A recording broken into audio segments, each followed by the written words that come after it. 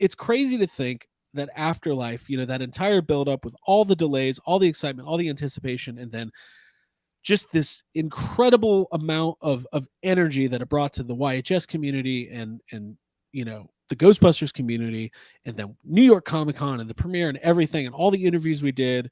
It was incredible. And I was like, okay, we're going to take a breath. We're going to do a reset. We're going to take 2 to 3 years to get back into Ghostbusters mode. And then Ivan Reitman passed away. And it really felt like, man, this is a downer. This is a damper. This is real. Whatever momentum they had, they're going to stop. And I just wasn't expecting. Regroup, take the time they need. Yeah. Of course, which they should. I mean, Jesus. I wasn't expecting this turnaround. And then I think Ectofest really caught us all by surprise. Like, oh, they're having an event. And they just announced all this stuff. And I got my print in, my Firehouse print, limited edition print, which is the first official piece. This is a licensed print from the new movie.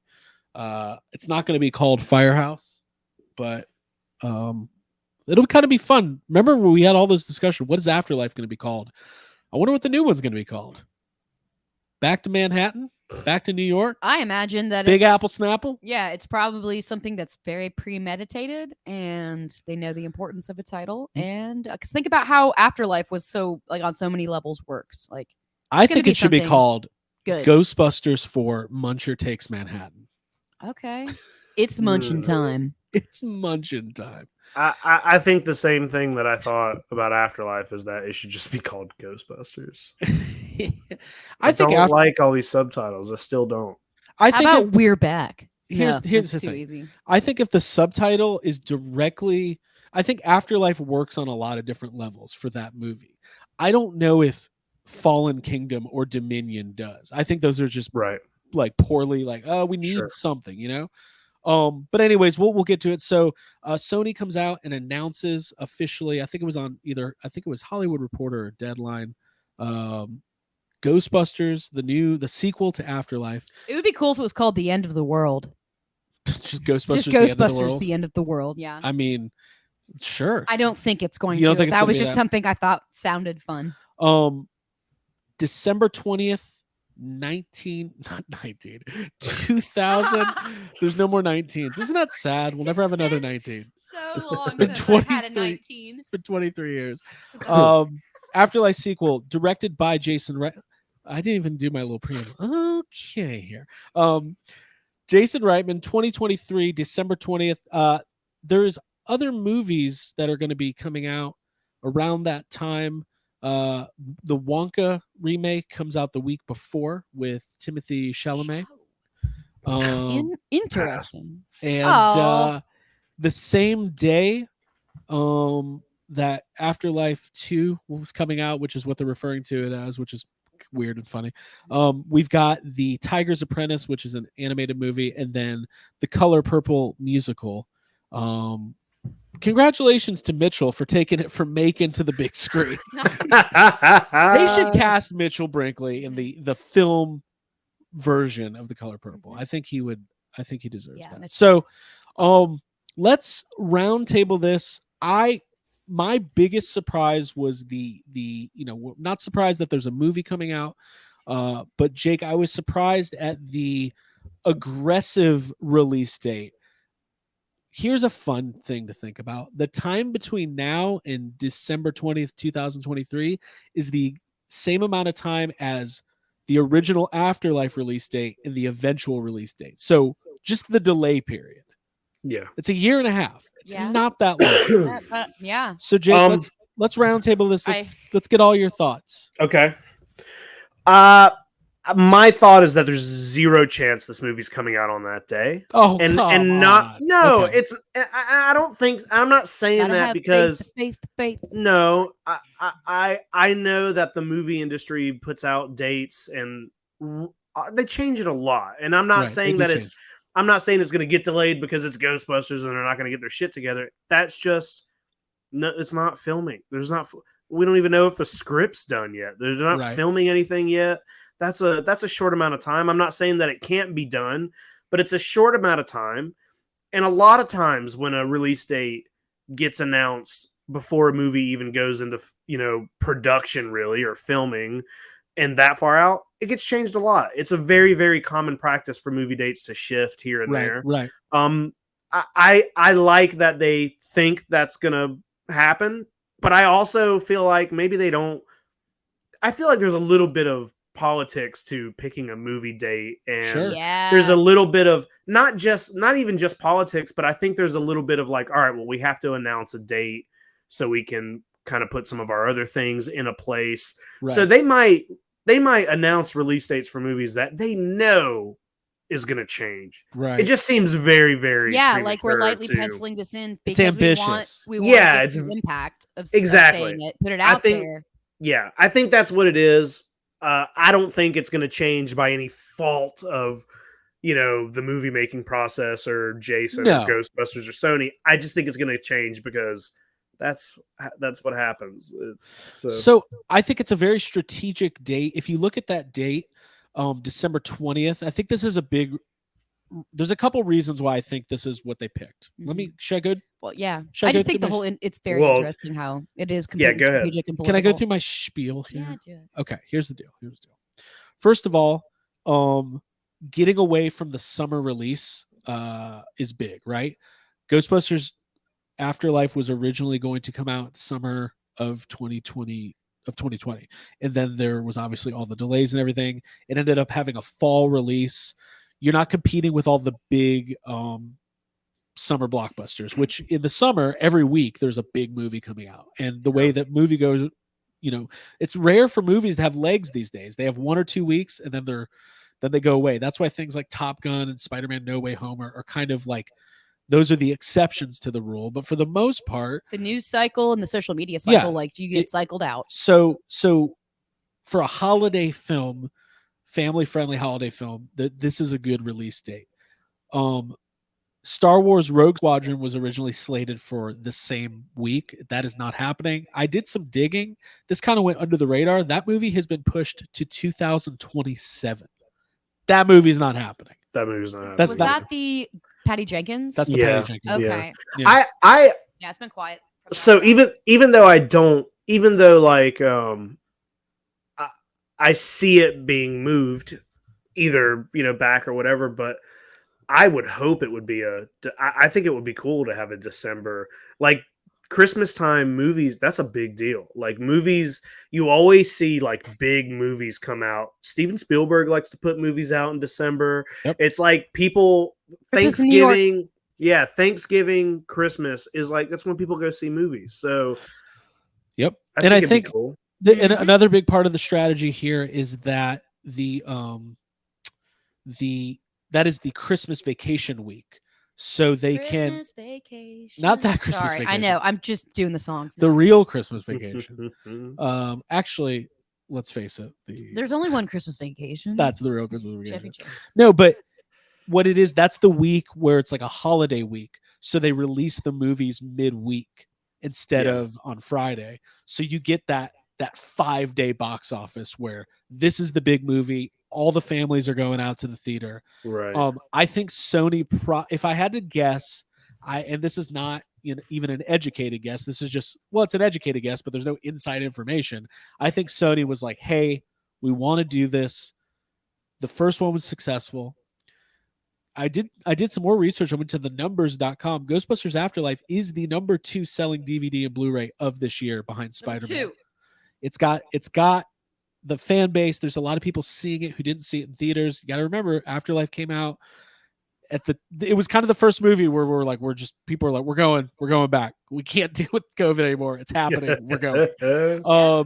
And I think I think Sony was like, there's no Marvel movie to compete with. There's no Star Wars movie to compete with. And January and February are, traditionally not big. That's like the quiet time to drop your bad movie or your horror movie. So think of it this way. Afterlife 2, that's the Spider-Man No Way Home slot from last year, right? And it just kept going and going and going. So I think Sony really wants that to be the date. Now, here's the thing. Here's the question. Right now, we're a year and a half away. If you look at the cadence of the first movie, they started filming in July of 2019. for a July 2020 release. It was only a year. So for this movie to hold this date, they got to be filming, but not even end of summer, by fall and winter. They have to be. So in 2 months. Which three like I think October, November. I think that would lend to this being a holiday story too. I would love it if you're filming over that time. Well, the second Ghostbusters movie is around. They're just gonna do it. It's gonna be a New Year's Eve movie. I'm aware. You're aware. I'm aware, and I think that just works out for me. I think that's cool. I think it's great. I would love a holiday. The holidays are great settings for movies, anyways. So I'm nothing but excited. But that's the only news, and it hit big. It hit hard. Sony said, I think Deadline had the press release. Everybody shared it, and that's where we are. So, Jake, let's say the date holds. Let's say December 2023. That's the date. What does EctoFest for Ghostbusters Day look like next year? Well, it would still be, June 8th? It'd be halfway. It'll be like it'll be 6 months out. Is that a little early for a trailer? Maybe a teaser? We'd get maybe a teaser or something. I don't know if we'd get a full trailer 6 months away from the movie. Maybe. I mean, these days that's about. You're not gonna. Maybe a teaser. I feel like 3 months you're getting like a full trailer. The full trailer, right? That used to be different. It used to be a year out. You get the first. Yeah, maybe we would get a teaser. Maybe we would get some. Well, part of me would be like, well, maybe we would get some like casting, character design, new but that's gonna happen as soon as they start filming. You're gonna like that shit is hard to hide. Yeah, right. You can't. Keep as soon as they start filming, we know who's in the movie. You know what I mean? So I'm just going by the cadence of last time. Afterlife was announced in January. It had pre-production from January to July, and but in that 4 or 5 month period, that's where it's like Finn Wolfhard's going to be in it. Paul Rudd was all that stuff. So we should be getting but we already know most of the cast. Like there'll be some new cast members, sure, but like we know mostly who's in this movie. We know the primary cast, and I was just going to throw this in. I think my prediction would be that, seeing as there wasn't that many cast members present, or really any, except Logan Kim was there. Maybe at this coming EctoFest, we'll see a little bit more of the cast actually. I think interacting. They'll be there for that sure. was just, I think, a logical guess on my part. Maybe. I think EctoFest will be. I don't think it's going to be like FanFest level, although with what FanFest ended up being, dude, Ray Parker will be there. That which must not be named. I think we'll have a little bit of a bigger event on the lot. It's going to be awesome. It's going to be fun getting back into that mode of the build up. Look, it's never going to be like it was for Afterlife was a unique experience. It was it's what we wanted our whole lives, A lot of waiting. Like I think this is going to be a little bit different. Like I'm intrigued to see. I'm really excited to see what Jason and Gil come up with without having kind of like the weight of the original movie and the original story. I want to see. Sure, it's like they did everything they needed to do in Afterlife, and now they can kind of I don't want to say let it be its own thing, because I still want it to be just as Ghostbusters feeling as Afterlife, but it can be, they don't have to focus on Gozer or what happened to Egon. They can they don't have to have any of if they didn't want to, they right. I know Winston's going to be in it, but you got that pressure's gone of being like, all right, well, where do we put Bill Murray? It's just like, it can just be a Ghostbusters movie. Yeah. Mm-hmm. And I don't think Bill will be in it. I really don't. I think Dan will probably be in it in some capacity. Yeah. I don't think he has to be, but feels natural. If Ray's a Cult's there, and we know that video game's coming out. We know Dan and Early Hudson. We know they're doing voices and stuff. So I wouldn't be surprised, but yeah, I think this is going to be, I think people need to realize this is going to be the continuing story of the cast that was, in Afterlife. And I think it's going to be great. Right. And I think that, let me ask you guys this, because it is Jason Reitman. There's always going to be an emotional aspect to his movies. Do you think he's going to let loose and kind of go harder on the comedy this time around? Or Jake, what do you want? I don't think that is Jason's style to go hard. I know he does funny stuff, but I don't think like turning up the comedy is something. I think Ghostbusters Afterlife is funny where it needs to be, when it needs to be, and that's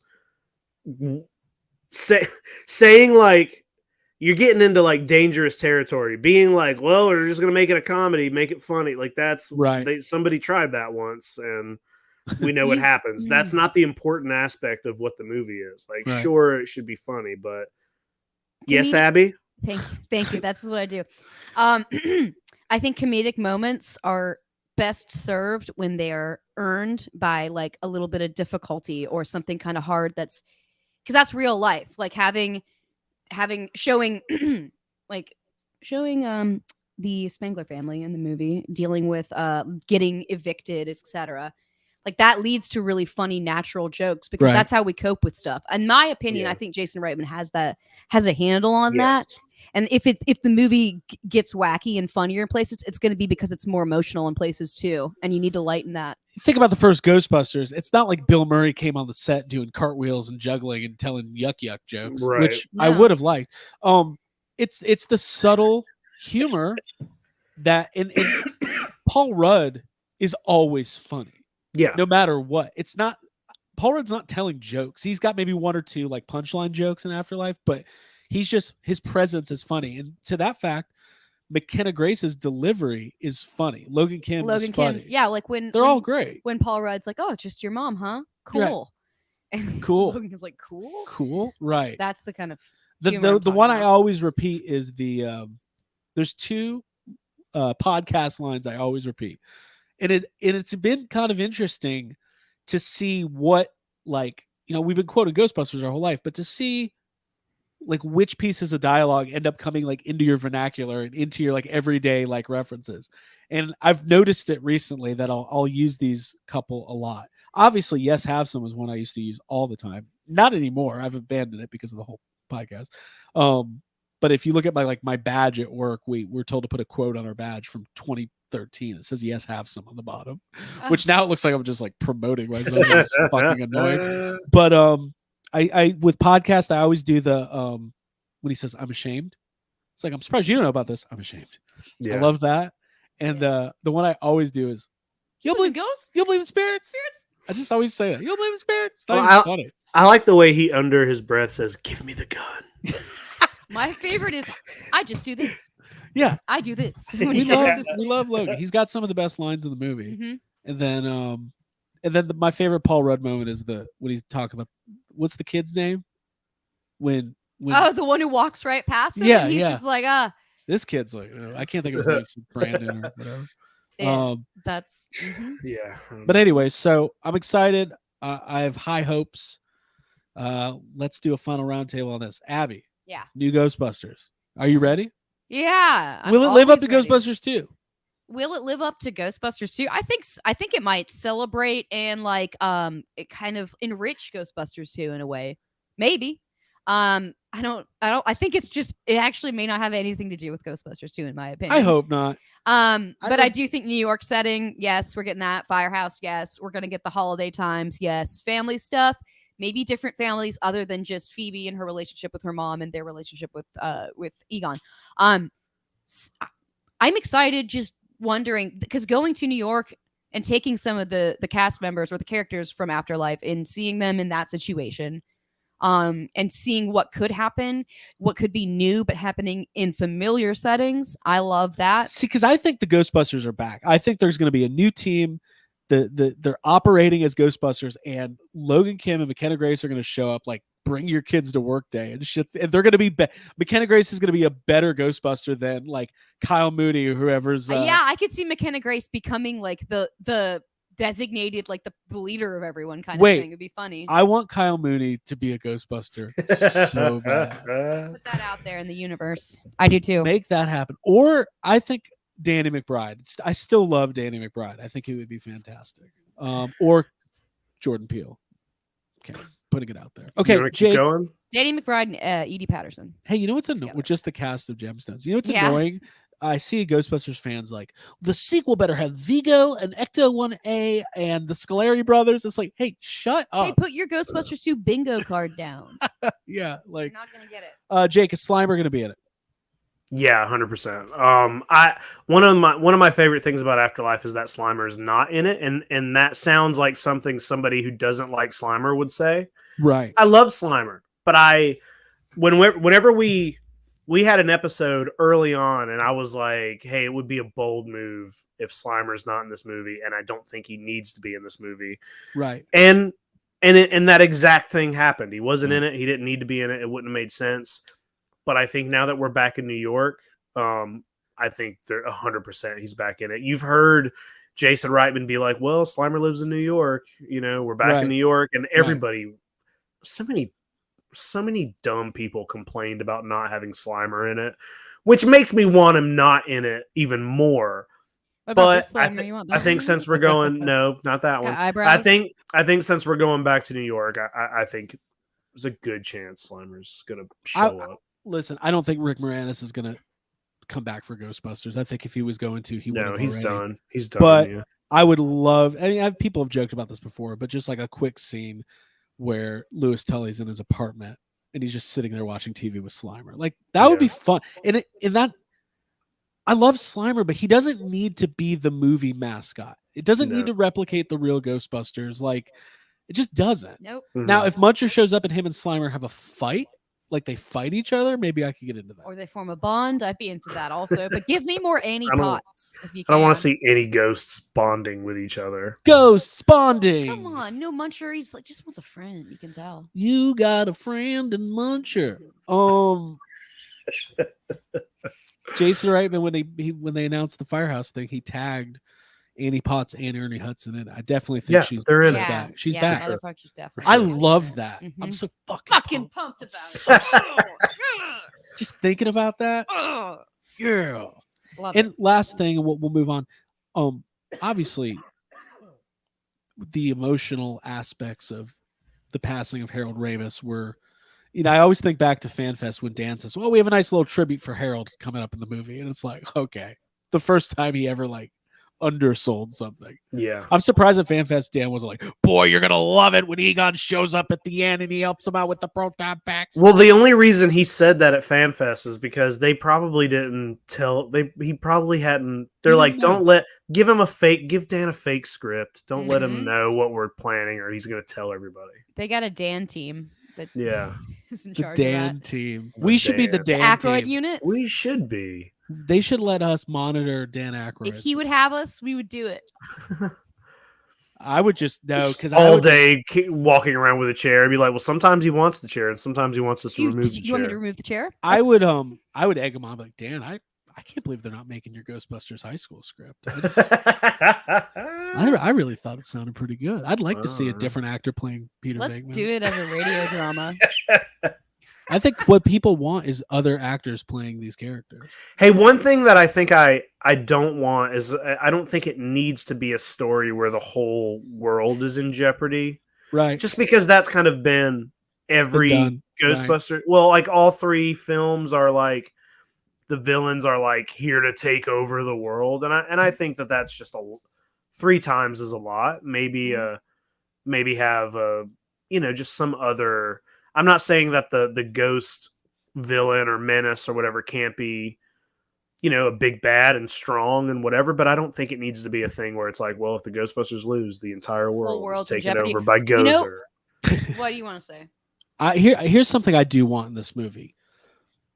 I don't think it needs it, but every other movie he's gotten this, and because they built this incredible digital version of Harold Ramis, I want a flashback scene where we see the Ghostbusters in, you want like a de-aged Ghostbusters scene? Like one scene that shows something. Yeah. That would be sweet. I kind of want the movie to open up with I know they're going to what if it hold on, sorry. Like the movie opens with 1987 Ghostbusters busting a ghost or something. Yeah. And maybe that leads into whatever that bust was, kind of leads into the story of whatever's happening now.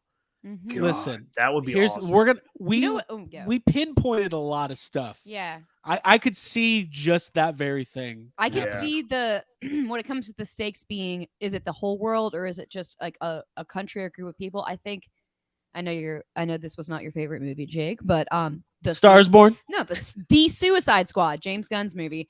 I know. Well, you did you watch it? Yeah, I watched it. You did? it. Okay. Well, you know how the most of the plot with the giant kaiju starfish took place, sorry, spoilers, in another country. It's not a real country, but it's like another part of the world that's kind of exciting to see. I feel like Jason Reitman could do that with like going somewhere very cool on location. All right, here it is. And making it less of like then it's just America. I got it. I just figured this out. I fucking figured it out. Opening of the movie is a flashback, just exactly what Jake said. It's a bust we didn't know about. With the Ecto-1A, and that shuts everybody up. Yeah, it's like after. It takes place 2 weeks after Ghostbusters 2. And whatever happens in this sequence is a through line to the plot of the new movie. Yes. New movie starts. Boom. Ghostbusters is back in business. New team. A couple funny people. Everyone's doing their thing. Trevor and Phoebe come to New York. Somehow they go to Europe. I think you get them on a different continent. You get the kids on a different continent, and then Winston has to show up. But that way you have a team. This sounds too much like Spider-Man: Far From Home, and I don't like it. It does, but I love mentor. Jake Gyllenhaal shows up. Yeah. Yeah, Winston is taking the kids on a trip to Europe. None of that makes sense. I agree that getting them in a because like it's the junior cadet trip. I want Phoebe to talk shit to I want whoever's cast is like the new Ghostbusters, if there's an active team, I want them to kind of suck. And I want Phoebe to be like talking shit to them and like correcting them. I would love that. Mm-hmm. But anyways, I'm excited. We're going to have a lot of speculation over the next year and a half, 2 years, whatever it is. So, and obviously we want you guys to be here for the journey. So subscribe to YHS Podcast on Instagram and Twitter. And, tell your friends. Join our Facebook group. I love the Ghostbusters I can talk. The what? I need a minute. The what? Are you I need a minute. I can step in and plug. I've been talking a lot, haven't I? You talk for a living at your job before you come here. Okay. It's okay. I love Chris Stewart and Troy Benjamin at the Ghostbusters Interdimensional Crossrip, but that podcast is on indefinite hiatus. So you might need to fill your podcasting Ghostbusters void. And I would suggest give us a try if you haven't listened before. And if you like it, tell a friend. That's all I was going to say.